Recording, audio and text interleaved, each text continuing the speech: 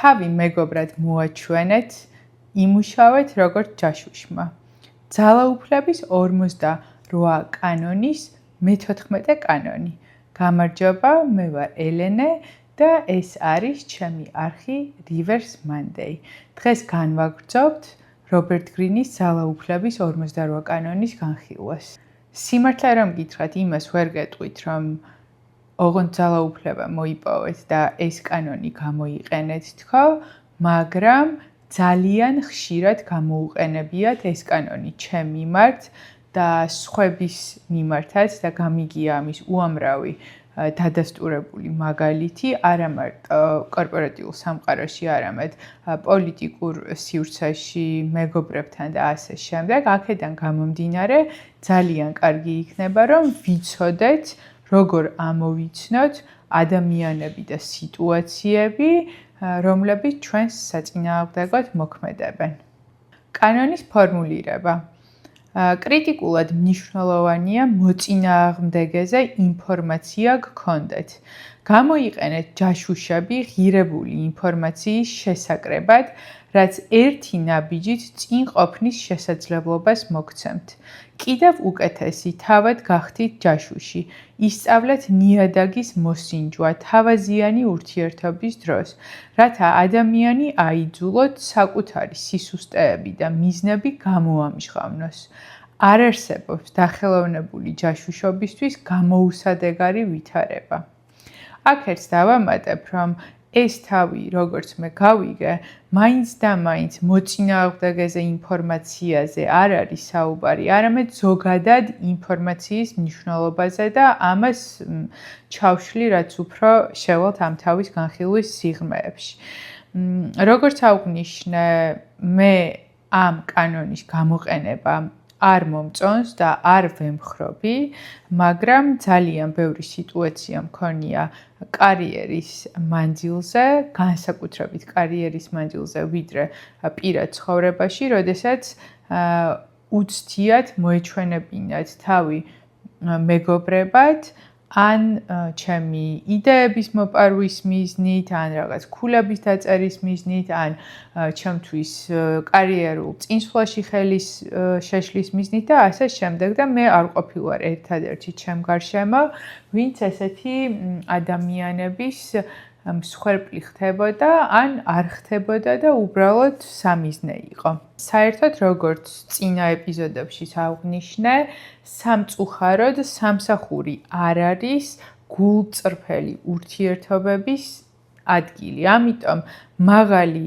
მოლოდინები, რომ ძალიან ახლო მეგობრებს შეიძენთ სამსახურში, არ უნდა გქონდეთ. იმიტომ, რომ ყველას უნდა წინსვლა, არის არაჯანსაღი კონკურენცია, თვითგადარჩენა უნდა და ასე შემდეგ. გააჩნია ახლა კომპანიის და ესე ვთქვათ, თანამშრომლების მასშტაბს და რაოდენობას, მაგრამ როგორც წესი არის სიტუაციური მეგობრობა, ზედმეტად დაფუძნებული პრაგმატიზმზე და გამომყენებლობაზე და მე როგორც გითხარით, ჩემი 15 წლიანი კარიერის მანძილზე არ ვიცი ალბათ 10-12 თანამშრომლის ესე ვთქვათ გაცნობის საშუალება მქონდა. რა თქმა უნდა, ყველასი პირადად არა, შეიძლება ზარზე, ინტერვიუს დროს და ასე შემდეგ, მაგრამ სულ შემომრჩა 2 მეგობარი. ჩემი პირადი სტატისტიკა და დაკვირვება კიდევ უფრო ამყარებს ამ ჩემ აზრს, რომ მეგობრები გვჭირდება სამსახურის გარეთ. საერთოდ არც უნდა ვეძებოთ, ყველაფერი თავისით მოვა, როცა ჩვენ მზად ვიქნებით, მაგრამ ისე ზოგადად. რობერტ გრინი გვეუბნება, არაფერი დატოვოთ ბედნიერი შემთხვევითობის ანაბარა. შეუძლებელია წარმატების მიღწევა, თუკი მხოლოდ იმაზე ამყარებ იმედს, რომ რაღაცა ამა თუ იმ კლიენტს მოეწონება. ეს იგივეა იხვებს თვალახვეული ესროდა. საკმარისია თუნდაც უმნიშვნელო ფაქტების შეკრება და სამიზნე უფრო გამოიკვეთება. აი ამ კონტექსტში, როდესაც ავტორი ახსენებს კლიენტს და თუ კლიენტის შესწავლილი არ გვყავს, ესე ვთქვათ, ჩვენი რეკლამა ან ნებისმიერი აქცია თუ კამპანია, რომელიც მიმართულია გაყიდვებისკენ და კლიენტებისკენ, არის განწირული წარუმატებლობისთვის, თუ არ გვყავს შესწავლილი ჩვენი კლიენტი და გაყიდვების და მარკეტინგის ენაზე არ გვაქვს იდეალური კლიენტის პროფილი. ამიტომ ინფორმაციის შეგროვება არ ხდება მარტო სამსახურში კონკურენციის პირობებში, არ ვიცი, მეგობრებთან, ორი ტიპის ინფორმაცია შეიძლება დაგვჭირდეს ჩვენ საქმიანობაში, რაც ნამდვილად ძალიან კარგია თუ გვექნება, არის კანონიერი და მათ არაფერი არ არის უსამართლო და დასაძრახი. პირველი სახის ინფორმაცია არის, როდესაც პროდუქტს ან მომსახურებას უშვებთ ბაზარზე, რომ გადაწყვეტთ უკვე ჩაშვებას, უნდა შეისწავლოთ კონკურენტები. ეს არ ნიშნავს იმას, რომ ესე ვთქვათ, მათი ინფორმაცია რაღაც ჯაშუშური გზებით მოიპაროთ. დღეს ძალიან ბევრი ინფორმაცია არის ხელმისაწვდომი ინტერნეტში, ესე ვთქვათ, open source-ზე და შეგიძლიათ თქვენი მეტოქეების, კონკურენტების ანალიზი ჩაატაროთ საჯარო ინფორმაციის საფუძველზე.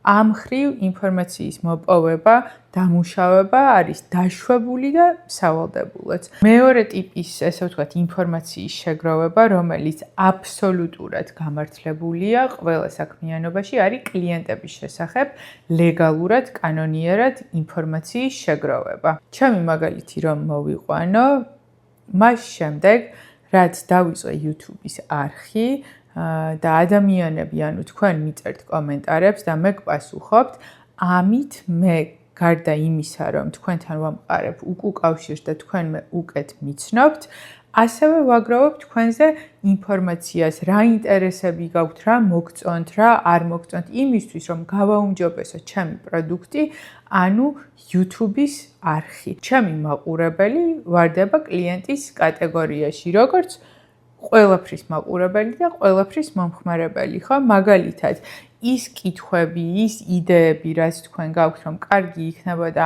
ამა თუ იმ თემაზე ვისაუბრო, ვიწერ, ჩამოწერილი მაქვს ფოტოშორის უკვე 22 თემა, რომელზეც დამოუკიდებლად მინდა გადავიღო ეპიზოდები. რატო? იმიტომ რომ ვიცი თქვენთვის საინტერესოა. მაშინ მე რამე ცუდს ვერ ვხედავ, რომ ადამიანი თუ კომპანია თუ არ ვიცი, საჯარო მოხელე თავის ბენეფიციარს, კლიენტს იცნობდეს კარგად, რომ მისი პროდუქტი და მომსახურება მოარგოს ამ კლიენტის სურვილებს, რომ მაქსიმალურად კმაყოფილი ყავდეს ეს ადამიანი თუ ადამიანთა ჯგუფი.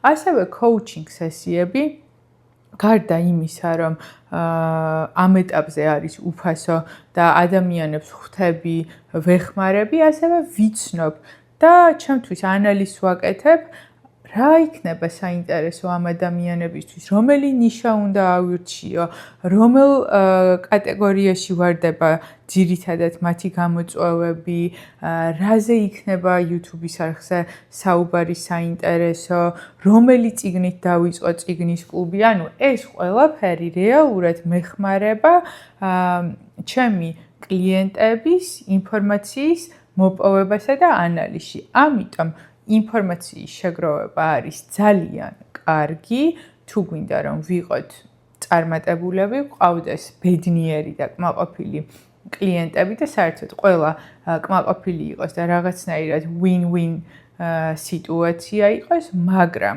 ეხლა ეს როცა ეხება რაღაც შეფარვითი გზით ან არაკანონიერად მონაცემთა ბაზის მოპარვით ან სამსახურში საკუთარი წინსვლისთვის, არ ვიცი, სხვა შეუქმნა პრობლემები, ეს ყველაფერი არის ჩემთვის, რა თქმა უნდა, მიუღებელი. ასევე აქ დავამატებდი, რომ ზოგადად 21 საუკუნე ითვლება ინფორმაციულ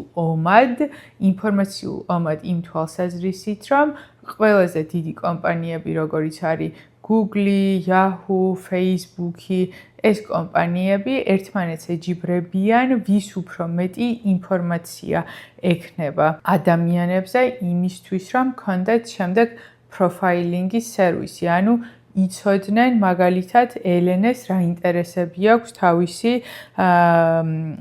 Google-ის ძებნიდან გამომდინარე ან Instagram-ზე რა სიტყვებს ეძებს და ასე ხდება ჩვენ შესახებ პროფილის ჩამოყალიბება, რომელზეც წვდომაც ჩვენ არ გვაქვს, მაგრამ ეს დადასტურებულია, რომ არსებობს და სხვათა შორის თუ გაინტერესებთ ამ ინფორმაციულ ომებზე და ინფორმაციის მნიშვნელობაზე 21 საუკუნეში, არის ესეთი ავტორი იუვალ არარი, რომელიც ესე ვთქვათ დატაიზმს, ანუ ინფორმაციულობის, არ ვიცი, დატაიზმი, ინფორმაცია არის data და დატაიზმი არ ვიცი როგორ გადავთარგმნო, მოკლედ დატაიზმს განიხილავს როგორც ახალ რელიგიას. ნუ რელიგიას ბრჭყალებში, ანუ ვინც ესე ვთქვათ მოიპოვებს ყველაზე მეტ ინფორმაციას, ის იქნება ამ დედამიწის მმართველი. ანუ ის კომპანია თუ ჯგუფი მისცემს მიმართულებას ადამიანების განვითარებას, იმიტომ რომ მათ შეეძლებათ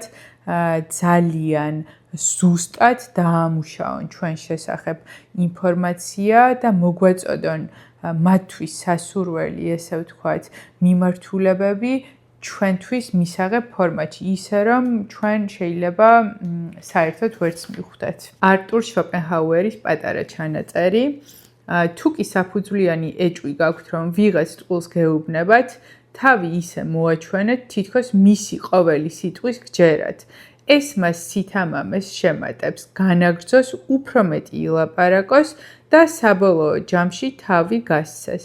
სხვათა შორის, ღრმა ბავშვობიდან მქონდა ეს ინტუიცია, რომ ხვდებოდი ესე არსაიდან, როდის იტყუებოდა ადამიანი და აი ეს შოპენჰაუერის ესე ვთქვათ რჩევა ჩემი მექანიზმი იყო რაღაცნაირად ურთიერთობისაც, რომ ხვდებოდი ადამიანი მატყუებს, ну, ჩემთვის ახლა ძალიან ემოციური და ისეთი ტყუილი თუ არ იყო, რომ შეიძლება და სენსიტიური ყოფილიყავი და ესე ვთქვათ, ავფეთქებულიყავი.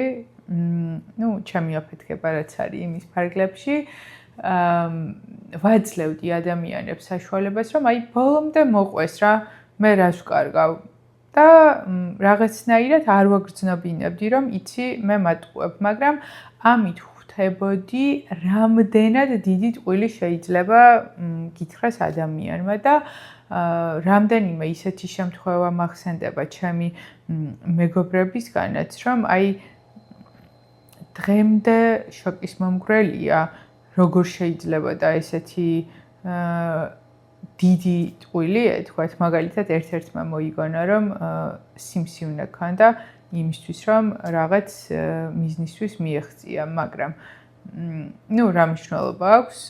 ეს ადამიანები აღარ არიან ჩემი მეგობრები, მაგრამ აი უბრალოდ მივეცი საშუალება და მივიდა აქამდე. აქედან გამომდინარე, თქვენც თუ გაქვთ ისეთი შემთხვევა, რომ ხვდებით ადამიანი იტყუება, მიეცით საშუალება ბოლომდე ილაპარაკოს, ბოლომდე ამოთქვას, რაც უნდა იმისთვის, რომ მიხვდეთ, რატო იტყუება, რა განზრახვები აქვს, რა ტკივილები აქვს და საერთოდ მე გადააფასოთ, რომ ამ ადამიანთან გინდათ კიდე ურთიერთობა თუ არ გინდათ.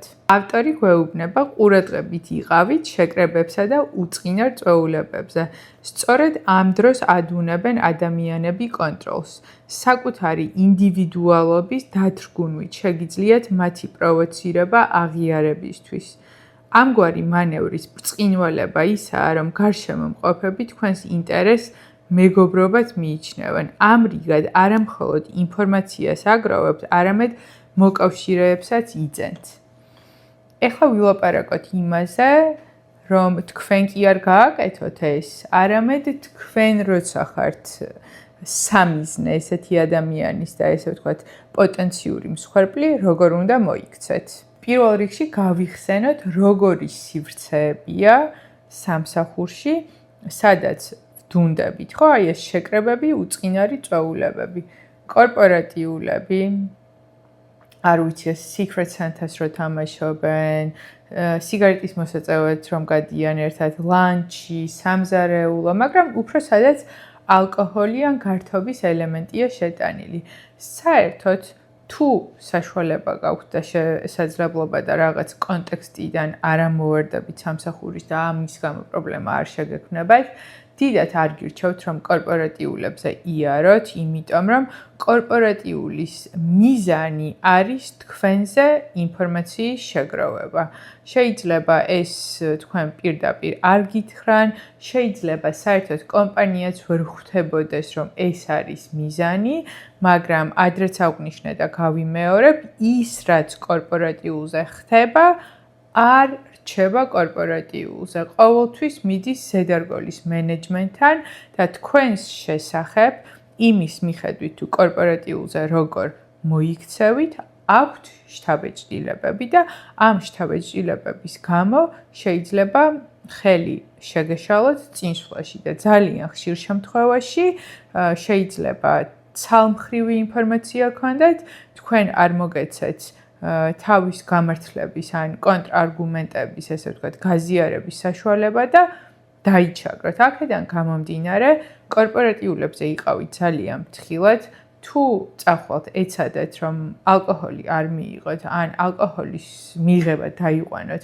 მინიმუმამდე, ზოგადად თუ გახსნილი და მეგობრული ხართ, გირჩევთ, რომ თავი შეიკავოთ, ძირითადად იყოთ სმენელის პოზიციაში, ვიდრე მოსაუბრის მდგომარეობაში, იმიტომ რომ ჩვენ არასდროს არ ვიცით, ვის თავში რა ხდება, ვინ რატო აღვიქვამს კონკურენტად, შემთხვევა მქონდა გადასარევი, რომ საერთოდ, ერთმანეთის კონკურენტები არ უნდა ყოფილიყავით, იმიტომ რომ მე არ მაინტერესებდა მისი მიმართულება და ის ვერ დაინტერესდებოდა ჩემი მიმართულებით, რადგან არ იყო იურისტი, მაგრამ მაინც აღმიქვამდა საშინელ კონკურენტად და მეტოქეთ. აქედან გამომდინარე ის, რომ თქვენ მაინც და მაინც პირდაპირ არ მეტოქეობთ და შეიძლება განსხვავებული მიმართულებები გაქვთ, არ ნიშნავს, რომ მოწონხართ. შეიძლება თქვენში აღიზიანებდეს ის, რომ მაგალითად თქვენ ყავთ მისი საოცნებო მანქანა, ან ყავთ ოჯახი და იმას არ ყავს, ან არ ვიცი, უბრალოდ გამოიყურებით რაღაც ჯანსაღად და ის არ გამოიყურება, ან ადვილად მეგობრობთ ადამიანებთან და რაღაცნაირად ისეთი ხართ, ოთახში რო შედიხართ, ყურადღებას იქცევთ თქვენი ენერგეტიკის გამო და იმას არ გამოდის. 1000 მიზეზი შეიძლება იყოს, რატომაც ადამიანი შეიძლება ღიზიანდებოდეს ჩვენ გამო, განსაკუთრებით სამსახურეობრივ სივრცეში. ამიტომ იყავით ფრთხილად და ვინც თქვენ მიმართ განსაკუთრებულ ინტერესს იჩენს და ესე ვთქვათ, კითხვებს გისვამთ, ან თვითონ გეხსნებათ ზომაზე მეტად, არასდროს არ იცით იმ ზომაზე მეტად გახსნაში, რასაც გიყვებათ, სიმართლეა თუ არა და რა მიზნით გეხსნებათ. იქნებ იმიტომ გეხსნებათ, რომ ისეთი შთაბეჭდილება შეგიქმნათ, რომ აქ უსაფრთხო გარემოა, შენ შეგიძლია მომიყვე იგივე სიღრმეების და მნიშვნელობის ამბები, რასაც მე შენ გიყვები და ამ დროს მისთვის ეს ან უმნიშვნელო იყოს, ან საერთოდ არ იყოს სიმართლე.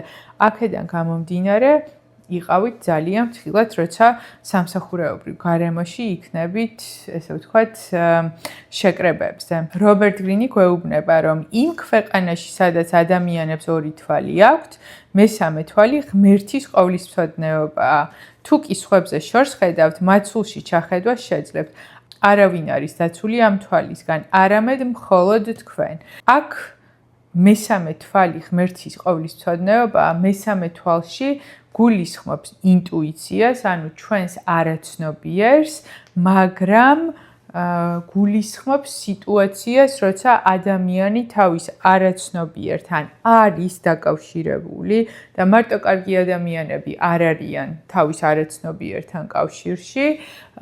ეს დავიმახსოვროთ, ყველა ადამიანს აქვს ამის შესაძლებლობა, მათ შორის ბოროტ ადამიანებსაც, ისეთი როგორებიც იყვნენ სტალინი, ჰიტლერი და ასე შემდეგ. აქ უბრალოდ საუბარია ამ ინტუიციის, ანუ არაცნობიერთან წვდომის ცუდად გამოყენებაზე, მაგრამ პრაგმატულადაც გეტყვით, რომ საბოლოო ჯამში ამ ნიჭის და სუპერ ძალის ცუდად გამოყენება მოკლე ვადაში შეიძლება იყოს კარგი, ანუ კარგში გულისხმობ, რომ შედეგებს მიაღწიოთ, მაგრამ გრძელ ვადაში იქნება ძალიან საფრთხის შემცველი და დამანგრეველი თქვენთვის. ამიტომ ჩემი რჩევა იქნება, რომ პირიქით კი არა, იმ მიმართულებით გამოიყენეთ, რაც არის მისი პირდაპირი დანიშნულება. ანუ აკეთეთ კარგი და არა ცუდი. მაგრამ თან შეგიძლიათ ეს თქვენი ინტუიცია გაფაციცებით ჩართოთ იმაზე, რომ იდენტიფიცირება მოახდინოს, ვის უნდა თქვენგან ზედმეტი ინფორმაციის მიღება იმისთვის, რომ მიიღოს პირადი სარგებელი ან დაგაზიანოთ თქვენ. საპირისპირო მოსაზრება. ინფორმაცია კრიტიკულად მნიშვნელოვანია ძალაუფლებისთვის, მაგრამ ადამიანების ჯაშუშობას თუ აპირებთ, მზად იყავით იმისთვისაც, რომ თქვენს გითვალთვალებენ. საინფორმაციო ომში უძლიერესი იარაღი დეზინფორმაციაა. უინსტონ ჩერჩილმა თქვა, ჭეშმარიტება ისეთი ფასდაუდებელია, რომ მას აუცილებლად უნდა ახდეს მცველი ტყვილი. მე კიდევ საპირისპირო მოსაზრებას დავუმატებ ბატონ რობერტ გრინს, რომ ინფორმაციის მოპოვება არ არის, ესე ვთქვათ, საჭირო მხოლოდ ჯაშუშობის გზით. ანუ არსებობს ალტერნატიული გზები, რაზეც ვისაუბრეთ. ეს შეიძლება იყოს გამოკითხვა, გულწრფელი საუბარი, უთხრათ პირდაპირ არის მიზანი, ინტერნეტში ძებნა, ბიბლიოთეკაში წასვლა და კვლევა, ფიქრი, საკუთარი დასკვნების გაკეთება, სიტუაციების წარმოდგენა, გათამაშება. ანუ ესე გავიგებთ, რომ ინფორმაციის მოპოვება თუნდაც მეტოქეზე შეგვიძლია მარტო ჯაშუშობით და რაღაც ზაკრულად. ჩვენ რაღაც ინფორმაცია შეგვიძლია პირდაპირაც გავიგოთ, პირდაპირ დავსვათ კითხვები და პირიქით მე ვფიქრობ, რაც უფრო გულწრფელი ვიქნებით ჩვენს განზრახვებში და მიზნებში, საბოლოო ჯამში ბევრად უფრო სანდო ადამიანები ვიქნებით და ადამიანებისთვის ზოგადად უსაფრთხო იქნება ჩვენთან ურთიერთობა და გაუფრთხილდით რეპუტაციას, იმიტომ რომ ერთხელ, ორჯერ შეიძლება, ესე ვთქვათ, გაგიმართლოთ და ვერ გაიგონ, რა გზით მოიპოვეთ ინფორმაცია, ან თუ მოიპოვეთ, რომ მერე ცუდად გამოიყენეთ. მაგრამ ზოგადად მერე თქვენ თვითონაც შეეჩვევით სულ ამ გზით ინფორმაციის მოპოვებას და წინსვლას და რაღაც ეტაპზე გაჩერდებით და დაკარგავთ რეპუტაციას. და ძალიან კარგი სიახლე. გადავწყვიტე ყველა დეტალი წიგნის კლუბთან დაკავშირებით და ახლა გიზიარებთ. წიგნის კლუბს, რომელსაც ერქმევა 22 წიგნის წრე ცხოვრებისეული ტრანსფორმაციისთვის და როგორც სახელი გვეუბნება, 22-ვე წიგნი იქნება აქ ისეთი, რომელიც დაგვეხმარება ცვლილებებში და წინსვლაში, როგორც ცხოვრებაში პირადი მიმართულებით, ასევე პროფესიულ განვითარებაში. ვიწყებ 20 ნოემბერს. 20 ნოემბერი არის ხუთშაბათი. ხუთშაბათს საღამოს 7-დან 10 საათამდე იქნება ხოლმე წიგნის წრე. იქიდან გამომდინარე, რომ არასდროს არ გამიკეთებია წიგნის წრე, გამიკეთებია ბევრი განხილვა, მაგრამ ეს არ ყოფილა დიდ ჯგუფთან ერთად. მინდა რომ გავაკეთო მხოლოდ ერთი ჯგუფი პირველ ეტაპზე და შემდეგ უკვე როცა ადამიანებიც დამეხმარებიან და შეიძლება თქვენს გამოთქვათ ინიციატივა, რომ ესე ვთქვათ თანაწამყვანი იყოთ, ან ფასილიტატორი იყოთ და დიდი სიამოვნებით ესე ვთქვათ მივიღებთ თქვენგან ამ დახმარებას და ინიციატივას. მერე უკვე რამდენიმე ჯგუფს გავხსნი ერთმანეთის პარალელურად და შეიძლება ასევე სხვადასხვა წიგნის განხილვა მიდიოდეს. თავიდან მინდა გავაკეთო ჯგუფი მხოლოდ 12 ადამიანისთვის, მე-12 ვიქნები მე, ანუ თავისუფალი არის 11 ადგილი. ამ წიგნის წრეში შეუძლიათ მონაწილეობა მიიღონ როგორც ქალებმა, ისე კაცებმა. სასურველი კი არა და სავალდებულოა იყვნენ 18 წელს ზემოთ და ზემოთ უკვე აღარა აქვს მნიშვნელობა რამდენი იქნება და პირველი წიგნი არის აწმყოს ძალა. დავიწყებთ აწმყოს ძალის განხილვით. შევხვდებით 5-ჯერ, ანუ 5 ხუთშაბათი, 3-3 საათი, ჯამში ამ წიგნს დავუთმობთ 15 საათს. ბოლოს შეხვედრა გვექნება 18 დეკემბერს ხუთშაბათს საღამოს 7 საათზე და მე დავისვენებთ, ვიცი რომ ყველა ახალი წლისთვის ემზადება და იანვრის შუა რიცხვებიდან უკვე გადავალთ მეორე წიგნზე, რომელსაც ერთად მოვიფიქრებთ რა იქნება. წიგნის წრეში გაწევრიანება არის უფასო, ყოველ შემთხვევაში პირველი ნაკადი არის უფასო ყველასთვის, იქნება შესაძლებლობა დონაციის, რომელიც იმ შემთხვევაში თუ აქვს ადამიანს შესაძლებლობა და სურვილი, შეიძლება იყოს, არ ვიცი, 1 ლარიდან ზემოთ ნებისმიერი თანხა, არა აქვს მნიშვნელობა, თუ არა აქვს შესაძლებლობა და სურვილი, მაშინ შეუძლია რომ არაფერი არ იყოს, მაგრამ ესე არის უფასო და წიგნის კლუბში, ესე ვთქვათ, გაწევრიანების წინა პირობა არის ის, რომ თქვენ უნდა იყოთ ჩემი YouTube არხის გამომწერი, ჩემი Instagram არხის გამომწერი და Instagram-ზე უნდა მომწეროთ, რომ გინდათ წიგნის კლუბში გაწევრიანება და მე იქ მოგწერთ, ესე ვთქვათ, დეტალებს, როგორიც არის თქვენი ელფოსტა და ასე შემდეგ, რომ დავაორგანიზო, შეხვედრები იქნება Zoom-ში, აუცილებელია რომ ჩავთოთ ვიდეო კამერა, რომ მეტი ჩართულობა გქონდეს და გავიცნოთ ერთმანეთი. მე დიდი სიამოვნებით ჩავატარებდი ამ შეხვედრებს ფიზიკურადაც, მაგრამ პანამაში ვცხოვრობ და სამწუხაროდ თუ საბედნიეროდ ამ ეტაპზე ონლაინ სივრცეში შეგვიძლია შევხვდეთ და სულ ეს არის რაც მინდა და მეთქვა. იქიდან გამომდინარე რომ 11 ადამიანზე მეც ვერ მივიღებ, ვინც დაინტერესებულები ხართ და გაინტერესებთ თან აწმყოს ძალის დეტალური განხილვა, ცხოვრებისეული მაგალითებით არა მარტო ჩემგან, არამედ თქვენგანაც და 3 საათი იმიტომ მინდა შევხვდეთ, რომ ყველას ქონდეს შესაძლებლობა კითხვის დასმის, თავის ამბის გაზიარების, რა თქმა უნდა, სურვილის შემთხვევაში თორე შეგიძლიათ უბრალოდ მსმენელი იყოთ, ესეც საკმარისია და ძალიან გთხოვთ, რომ სწრაფად მომწეროთ, იმიტომ რომ არანაირი კრიტერიუმი არ მაქვს. როგორ შევარჩევ ადამიანებს, ვინც პირველი მომწერს Instagram-ზე, ის გაწევრიანდება პირველ ნაკადში. ძალიან მიხარია და აღტაცებული ვარ. ეხლა უკვე უნდა წავიკითხო მე-5-ჯერ აწმყოს ძალა, ქართულად არის ნათარგმნი და არის მაღაზიებში ხელმისაწვდომი, თუ ვერ იპოვნით მომწერეთ და დაგაკვალიანებთ. მე გირჩევთ, რომ იყიდოთ, ესე ვთქვათ, წიგნად, არ მიყვარს ელექტრონული ვერსიების კითხვა, ნეირომეცნიერებაც ამტკიცებს, რომ იმისთვის, რომ ჩვენ კარგად დავიმახსოვროთ და აღვიქვათ, საჭიროა ფურცელთან შეხება და არა ეკრანთან შეხება და არ დაინანოთ ფანქრები, ფლომასტერები, გახაზეთ, ჩანიშვნები გააკეთეთ. მე ჩემს წიგნებს ეგრევე ვქცევი, აი ნახეთ. იმიტომ რომ რა ვიცი, წიგნია და მინდა რომ მაქსიმალური წამოვიღო და თან მახსოვდეს რომ გადავხედავ და თქვენც გირჩევთ იგივეს. მოკლედ, შევხვდებით 20 ნოემბერს აწმყოს ძალის განხილვაზე.